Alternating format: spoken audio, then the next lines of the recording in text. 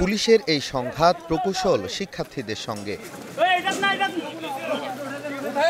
তাদের ৩ দফা দাবি বেঁধে দেয়া ১ ঘণ্টায় আদায় না হলে শুরু হয় যমুনামুখী যাত্রা। তাতে বাধা দিলে রণক্ষেত্রে পরিণত হয় গোটা শাহবাগ এলাকা। ২ পুলিশ সদস্য সহ এতে আহত হয় অন্তত ১০ জন। ছাত্রদের অভিযোগ, পুলিশ তাদের শান্তিপূর্ণ যাত্রায় ছুড়েছে টিয়ার শেল, সাউন্ড গ্রেনেড, করেছে লাঠিচার্জও।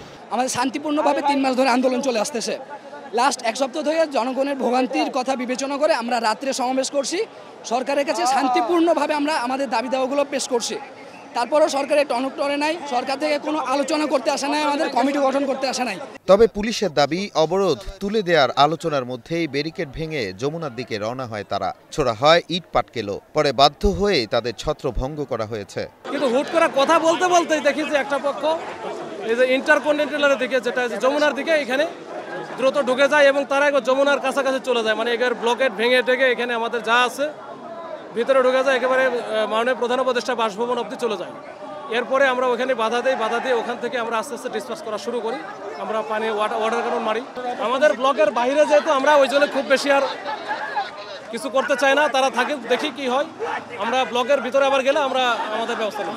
পরিস্থিতি শান্ত হলে আহতদের চিকিৎসা, শিক্ষার্থীদের সুরক্ষা ও হামলায় জড়িত পুলিশ সদস্যদের চাকরিচ্যুতের দাবি জানান আন্দোলনরতরা।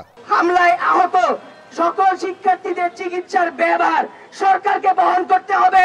উক্ত আন্দোলন চলাকালীন সময়ে সকল শিক্ষার্থীদের সুরক্ষা নিশ্চিত করতে হবে।